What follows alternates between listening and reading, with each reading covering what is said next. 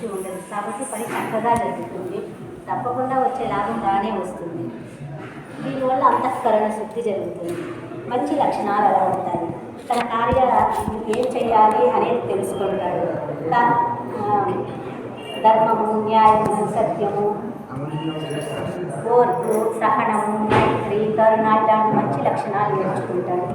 తన జీవితంలో ధర్మంగా జీవించడానికి, సత్యంగా ఉండడానికి, రుజుమార్గంలో ప్రయాణించడానికి, పెద్దల ఎడల వినయ విధేయతలు కలిగి ఉండడానికి, సంస్కారంగా జీవించడానికి ఇది బాగా ఉపయోగపడుతుంది. దీన్ని మనం భగవద్గీత నుంచి నేర్చుకోవచ్చు. నిష్కామ కర్మ కదా, మనం ఇంట్లో కూడా పని చేసినప్పుడు ఎంత పని చేసినా వేరే వాళ్ళు అయ్యో ఇంతే చేసావే ఇది బాగాలేదు అంటే బాధపడేవాళ్ళు. కానీ మనం వాళ్ళకి చేయలేదు పరమాత్మకు చేస్తాను అనుకుంటే మనకు ఆ బాధ ఉండదు, తృప్తిగా ఆనందంగా ఉంటాము. దీనివల్ల నిష్కామ కర్మ చేయడం వల్ల కోరికలు నశిస్తాయి. దానివల్ల కామక్రోధాలు, రాగద్వేషాలు సాధ్యమైనంత వరకు తగ్గించుకోవచ్చు. ఎక్కువ సాధన చేసి వాళ్ళు బాగా తగ్గించుకోగలుగుతారు. దానివల్ల భయము, ద్వేషము పోతుంది, అహంకారము, ఆడంబరాలు పోతాయి. మనిషి ధైర్యంగా జీవించగలుగుతాడు. మనం నిజాయితీగా ఉన్నప్పుడు ధైర్యం కానంతట అదే మనకి ఇస్తుంది. పాపపుణ్యాల విచక్షణ తెలుసుకుంటాం, ఏది ధర్మము ఏది అధర్మము తెలుసుకుంటాం, మన కర్తవ్యాన్ని మనం తెలుసుకుంటాం.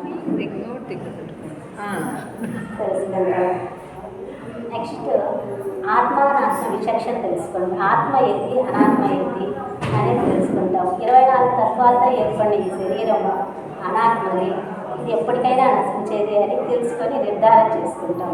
ఈ శరీరానికి, ఇంద్రియాలకు, మనసుకు, బుద్ధికి అంతా ఆత్మశక్తి వల్లే నడుస్తుంది. ఆత్మ లేకపోతే ఈ శరీరం నిర్జీవం, ఎత్తి బయటపడేస్తారు.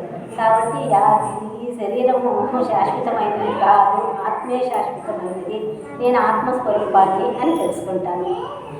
నెక్స్ట్ శరీరము అశాశ్వతం. శరీరం అశాశ్వతమైనది, ఇది పంచభూతాలతోనే తయారైంది, తిరిగి ప్రకృతిలో పంచభూతాలతోనే కలిసిపోతుంది. కాబట్టి శరీరం మీద ఆసక్తి కాకుండా, కానీ శరీరం ఉన్నప్పుడు పరమాత్మను చేసుకోవడానికి కావాల్సినటువంటి భక్తి, జ్ఞానము, యోగం ద్వారా మంచి మంచి లక్షణాల ద్వారా ఒక మార్గం ఏర్పరచుకోవాలి పరమాత్మని తెలుసుకోవడానికి. అప్పుడు నేను ఎవరు అనేది తెలుసుకుంటాను.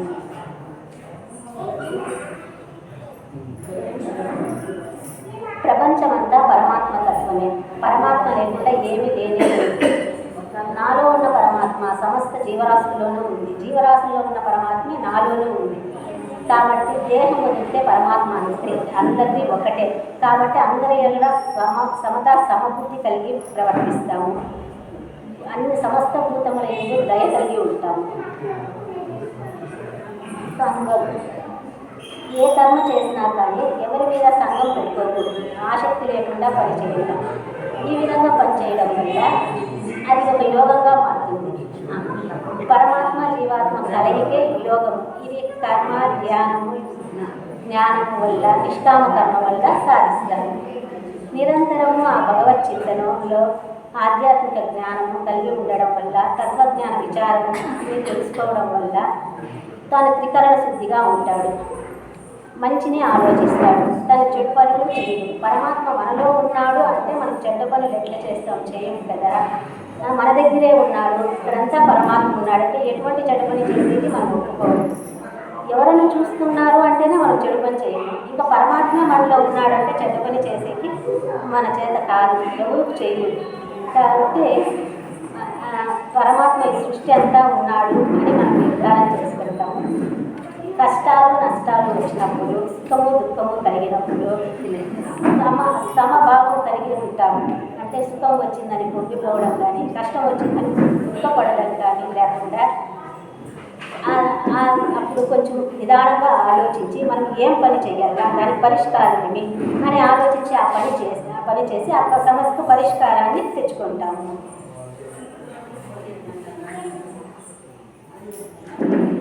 ఎప్పుడన్నా మాయ, అజ్ఞానము, కోరికలు మన జ్ఞానానికి తప్పేస్తాయి.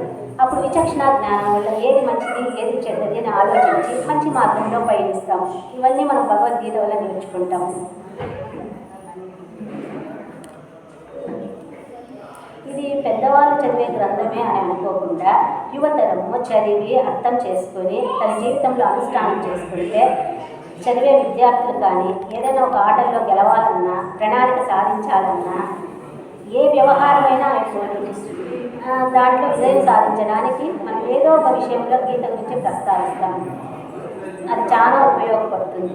చదివే బిడ్డలకు కానీ, ఇంట్లో ఇళ్ళకు కానీ, వ్యాపారవేత్తలకు కానీ, ఉద్యోగస్తులకు కానీ ప్రతి ఒక్కరికి చాలా మార్గదర్శకంగా వాళ్ళ జీవితాన్ని వాళ్ళు బాగా సంస్కరించుకోగలుగుతారు. అనేక మంది పాశ్చాత్య దీన్ని చదివి వాళ్ళ జీవితాలను సంస్కరించుకున్నారు. మానవుని మాధవుడిలాగా తీర్చిదిద్దుతుంది. సత్వరజస్తమో గుణాల వల్ల మనం ఏ విధంగా బంధింపబడతాము, ఏ కర్మ ఏం చేస్తే మనకి ఏమి జరుగుతుంది, మనం కర్మ ఏ విధంగా చేయాలా అని తెలుసుకొని విచక్షణ జ్ఞానం తెలుసుకొని సత్వగుణం రావడానికి మనం ఏ విధంగా ప్రవర్తించాలా. మనకు కోపం వచ్చింది, రజోగుణం వచ్చింది, అరుస్తాము, అయ్యో ఇది తప్పు రజోగుణం కదా, మనకు సత్వగుణం లేకపోవాలి, శాంతి పడాలి అని అనుకుంటాము. దానివల్ల ఆ సమస్యకు పరిష్కారం తెచ్చుకుంటాము.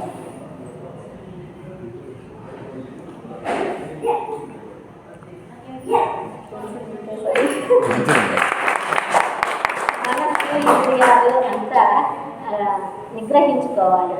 మనస్సుని నిగ్రహించుకోవడం ద్వారా కోరికలు తగ్గిపోతాయి. కోరికలు తగ్గిపోవడం వల్ల కోపం తగ్గిపోతుంది. మనము ఆ ఫలితం ఆశించాం కాబట్టి ఏ పనినైనా కానీ సవ్యంగా చేసుకొని పోతాము. ఇంద్రియాలు వాటి విషయాల వీటికి జోలికి పోవు కాబట్టి మనకు పెద్ద ఆశలు ఉండవు. మనం సంసారంలో ఉండాలి, సంసారం మనలో ఉండకూడదు. ఆ విధంగా బిహేవ్ చేసుకుంటే సూర్యభగవానుడిలాగా మనము ఉండొచ్చు. కానీ చాలా సాధన చేసేవాళ్ళు అవన్నీ సాధించగలుగుతారు. మనము చాలా సాధన చేసుకుంటే మనము సాధించగలుగుతాం. ఆ విధంగా చేసుకోవాలి. మానవ జన్మ వచ్చింది, మంచి శాస్త్రం మనకు దొరికింది, మంచి గురువు దొరికినారు. దీన్ని మనం ఉపయోగించుకొని ఆ పరమాత్మని చేరుకునే మార్గం చూసుకొని ఈ జన్మను సార్థకం చేసుకోవాలి.